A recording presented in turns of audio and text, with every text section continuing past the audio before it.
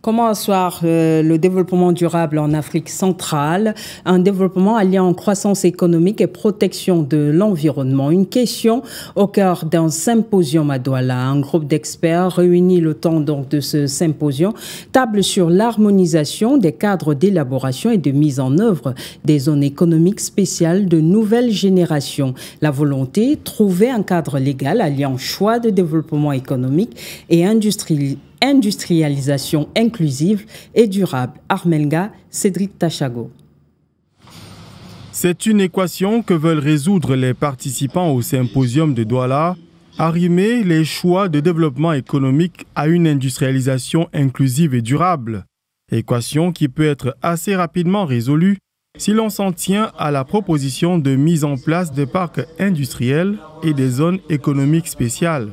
Un point sur lequel sont d'accord les différents partenaires au développement, satisfaits des avancées enregistrées jusqu'ici. Il est normal aussi de faire ce que certains vont appeler discrimination positive, c'est aux égards de nos jeunes, mais aussi des femmes, pour pouvoir faire qu'il y ait beaucoup plus d'inclusivité des femmes dans ces zones économiques spécialisées ou dans ces parcs industriels, dans ces agropoles, ou aider aussi un peu plus les clusters donc, qui sont constitués essentiellement de femmes ou bien de jeunes. Ces 30 dernières années ont été marquées par une augmentation du nombre de parcs industriels à travers le monde. Environ 5400 zones économiques spéciales étaient fonctionnelles dans 147 économies pour la seule année 2019. Et avec le plus petit pourcentage, l'Afrique a du mal à être concurrentielle dans un monde apprivoisé par les grandes puissances. Pour entrer dans la danse, il faudrait mener des recherches approfondies ainsi que des études comparatives globales pour mieux renforcer la cohérence des politiques et la collaboration institutionnelle, ce qui nécessite le soutien aux PME et un point d'honneur sur l'inclusion sociale. Ce n'est pas en contradiction avec les anciennes structures qui étaient mises en place. Tout au contraire, nous sommes dans une dynamique émergente, évolutive, nous sommes parfaitement en harmonie avec tout ce qui est en train de se développer. Plusieurs objectifs sont visés au cours de cette rencontre de 3 jours, au terme desquels devrait être adopté un consensus pour une politique commune aux différentes économies africaines. Des zones économiques spéciales qui ont fait leurs preuves en Asie. Pour leur côté Afrique, les résultats restent mitigés et imposent la nécessité de pousser la compréhension de ces espaces économiques pour les pays africains en général et ceux d'Afrique centrale en particulier. Explication Jean-Marie Onambele. Pour de nombreux spécialistes, il est important aujourd'hui d'arrimer les choix de développement économique à une industrialisation inclusive et durable, ceci grâce à la mise en place des parcs industriels et des zones économiques spéciales. Des zones économiques spéciales qui ont une plus-value avérée. Leur valeur ajoutée, c'est de permettre d'améliorer le climat des affaires sur une petite entité par rapport à l'entité nationale tout entière et permettre ainsi aux industries choisir les acteurs qui vont s'y installer et dont le rôle primordial sera de donner la valeur ajoutée aux matières premières et aux ressources locales. Elles permettront de pouvoir approvisionner les marchés intra-africains dans la mesure où on sait que le commerce intra-africain, bien que très faible encore, porte souvent sur les produits à valeur ajoutée. Et donc lorsqu'on les transforme, lorsque ces zones servent de cadre de transformation, ils vont faciliter l'approvisionnement de ces zones-là.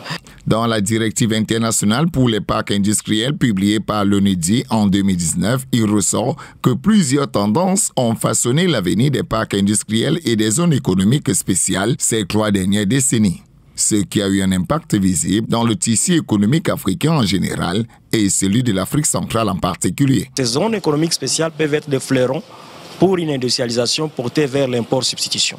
Et donc, c'est des entités qui sont au cœur du processus d'industrialisation et nous les voulons inclusives et durables, c'est-à-dire créer des emplois au niveau local, comme le NUDI vient de le souligner, pour les jeunes et d'autres groupes marginalisés, mais durables, c'est-à-dire qu'elles doivent aussi tenir compte des équilibres écologiques et protéger l'environnement dans nos entités. Les différents acteurs économiques doivent donc identifier les orientations stratégiques devant aboutir à la mise en œuvre et au développement des zones économiques spéciales réussies dans un contexte marqué par la mise en œuvre de la zone de libre-échange continentale africain.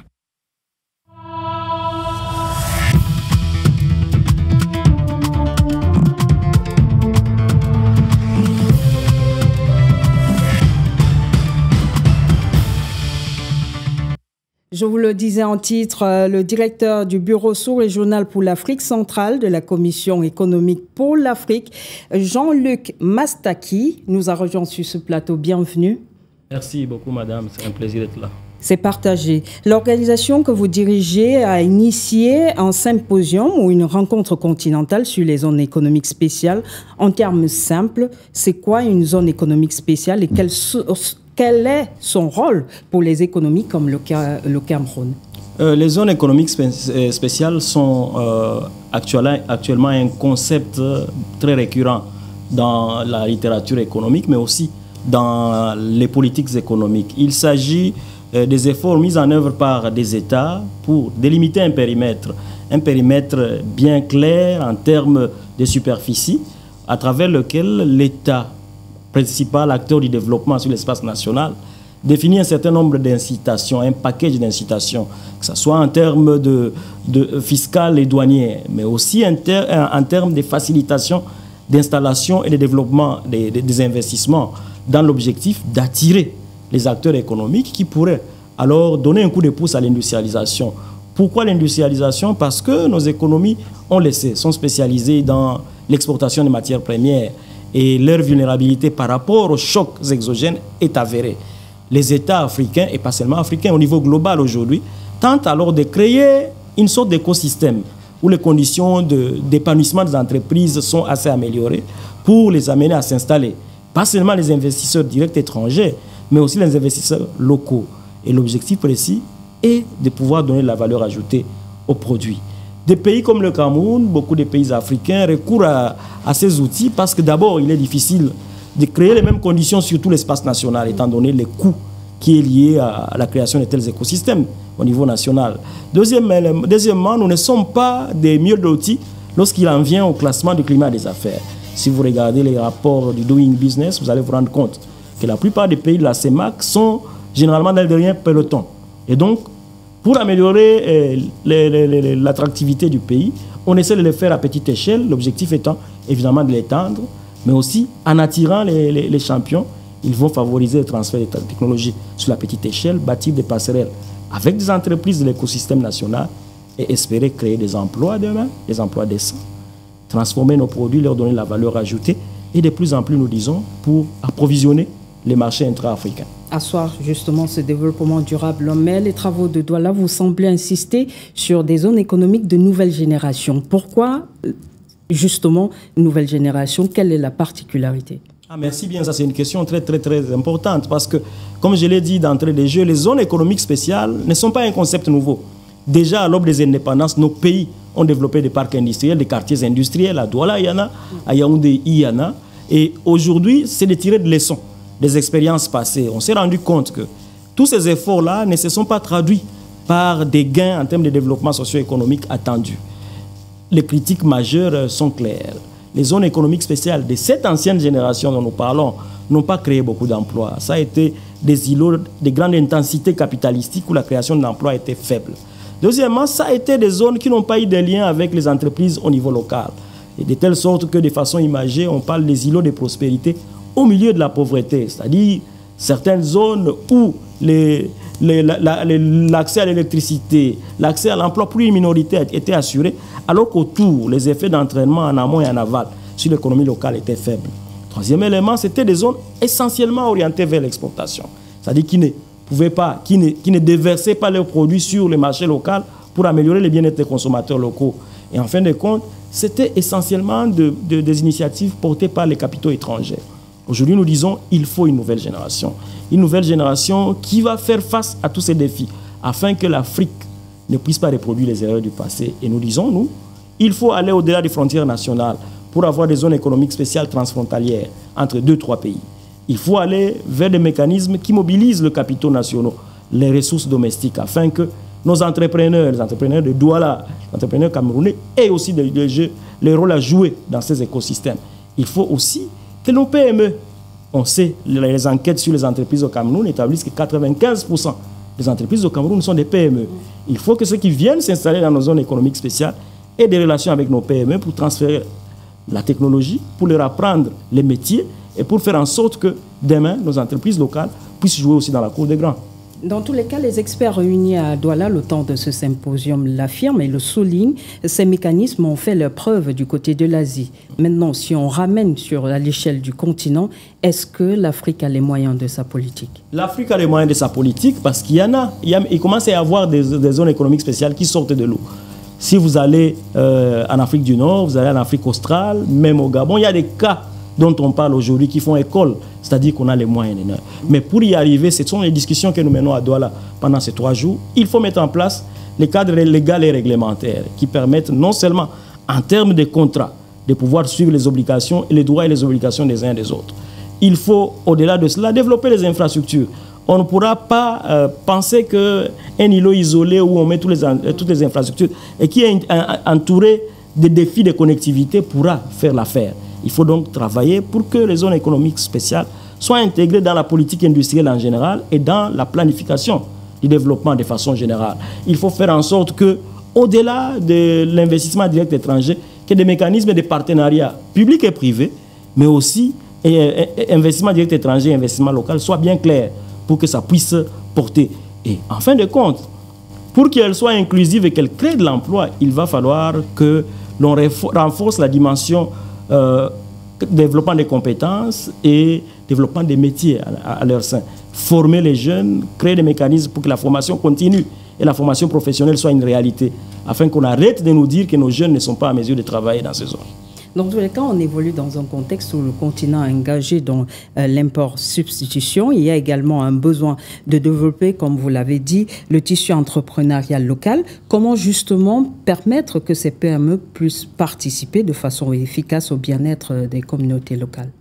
Ça commence par les négociations des contrats eux-mêmes. Lorsque il y a des acteurs qui viennent s'installer chez nous, qui déjà, dans les packages d'incitation qu'on leur donne, dans les packages d'obligations auxquels ils doivent faire face, qu'ils soient mentionnés clairement, que nous attendons de la création des emplois indirects.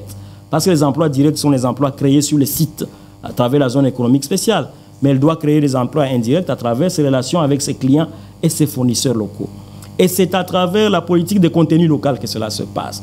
Lorsque les États définissent des mécanismes très clairs de sous-traitance et de développement de contenu local qui permettent à ces entreprises d'avoir des consommations intermédiaires locales, c'est-à-dire qu'ils puissent s'approvisionner chez nous. C'est seulement de cette façon qu'elles pourront aider les PME. Deuxièmement, il va falloir que ces espaces que nos États définissent et qu'ils mettent en place pour attirer ces investissements ne soient pas un terrain de jeu exclusif des investissements directs étrangers. Des parts doivent être réservées à l'entreprise locale pour qu'elle puisse venir dans ces nœuds technologiques qu'on crée. Parce que au sein des zones économiques spéciales, il y a beaucoup d'avantages. Des avantages liés à l'infrastructure qualité, où les entreprises peuvent améliorer la qualité de leurs produits et les normer et les standardiser. Il y a aussi le pooling de ressources. Certaines compétences et technologies peuvent être partagées. Ça permet à nos entreprises de grandir et de porter vers les chaînes de valeur globales. Et donc, c'est un moyen pour aider notre entrepreneuriat à grandir et il faut tirer parti de ça. Dans tous les cas, on retient que pour y parvenir, il faudrait à un moment donné revoir les politiques publiques justement pour faciliter cette impulsion-là. Nous évoluons dans un contexte où l'implémentation de la zone de libre-échange continentale est accélérée. De quelle manière les zones économiques spéciales peuvent dynamiser la participation des pays de la sous-région? La zone de libre-échange continentale, les économistes disent que c'est la révolution africaine de ces dernières années. Il va falloir que nous puissions tirer profit de cela. Et lorsqu'on regarde les commerces intra-africains, il est faible comparé aux commerces intra-régionaux des autres continents. Si vous regardez l'Europe de l'Est, même les pays en voie de développement, l'Asie, l'Amérique latine, nous sommes en moyenne à plus de 50%, 65% dans certains endroits, des commerces intra. Mais en Afrique, on est autour de 15%. Et si on descend chez nous en Afrique centrale, nous sommes à 3%. C'est très, très peu. Mais lorsqu'on regarde la structure du commerce intra-africain, on se rend compte qu'entre nous, nous commerçons des produits à valeur ajoutée, c'est-à-dire des produits transformés. Si vous regardez, ça va être la farine de maïs du Cameroun qui va au Gabon, ça va être la pâte d'arachide qui va au Nigeria, ça va être les purées de tomates qui viennent. Et donc, ce que nous échangeons entre nous, c'est des produits industrialisés, des produits transformés. Mais lorsqu'on regarde la structure du commerce que nous avons avec nos partenaires traditionnels, c'est les matières premières sans valeur ajoutée. Les grumes qui partent en Chine, c'est l'arachide qui part du Sénégal pour aller être transformé on ne sait où. Et donc, les seuls volets qui pourraient nous amener à l'industrialisation, c'est le commerce intra-africain. Et pour accentuer la production des biens manufacturés, pour nous à la CEA, c'est les zones économiques spéciales qui vont nous aider. Lorsqu'on aura cerné la politique, on aura défini qui doit venir là-bas et qu'on les appellera des zones économiques spéciales pour l'industrialisation inclusive. C'est elles qui vont permettre d'approvisionner les marchés intra-africains. Nous pensons que c'est un outil indéniable pour faire avancer la cause du commerce intra-régional. Pour l'heure, les États membres l'ont assimilé? Les États membres l'ont assimilé. Parlons de chez nous. Le Cameroun a assimilé la politique. Le Cameroun a un certain nombre de zones économiques spéciales. Nous, à la CEA, nous accompagnons la zone économique spéciale de Bertois, à l'est du Cameroun, dans les massifs forestiers de l'Est, où le Cameroun s'est engagé à pouvoir transformer son bois et passer à la première, deuxième, troisième, quatrième transformation. Et l'État a mis en œuvre un certain nombre d'incitations. Déjà, la superficie a été délimitée, les délocalisations sont en train d'être mises en place, des partenariats financiers sont en train d'être ficelés de plus en plus. Donc nous pouvons dire sans crainte que la volonté politique est là. Le président de la République, dans son message de fin d'année, l'a souligné, a parlé de cette zone économique spéciale ainsi que d'autres. Et donc, au niveau le plus élevé de la République, la volonté politique est là. Et déjà, au niveau des ministères techniques et spécialisés, aujourd'hui, des actions sont en train d'être prises. Et ce n'est pas seulement au Cameroun. Nous accompagnons un certain nombre de zones économiques spéciales. En RDC, nous sommes sur la production des précurseurs de batteries électriques et véhicules électriques. Parce que la RDC est richement dotée en termes de cobalt, de cuivre, de manganèse, de lithium, ce qui permet à ce pays-là, au lieu de continuer à être le premier exportateur de cobalt, de pouvoir le transformer localement pour produire ces biens dont l'économie globale a besoin. Au Congo-Brazzaville, à Pointe-Noire, nous sommes derrière le développement d'une zone économique spéciale pour les fertilisants, construisant sur la riche dotation du pays en termes de potasse. Et donc, dans le cadre de la crise russo-ukrainienne, aujourd'hui, continuons à dépendre des importations de fertilisants et engrais de l'Ukraine, nous a montré ses limites. Il faut que la sous-région avance. Au-delà de cela, c'est d'autres zones économiques spéciales pour 16 chaînes de valeur que nous avons identifiées à travers le plan directeur d'industrialisation de l'Afrique centrale. Et donc, c'est un chantier, vaste chantier ouvert et sur lequel nous serons pendant quelques temps encore. On prend plaisir à apprendre auprès de vous. Merci, Monsieur Jean-Luc Mastaki. Je tiens à rappeler que vous êtes le directeur bureau sous-régional pour l'Afrique centrale, la Commission économique pour l'Afrique. Merci.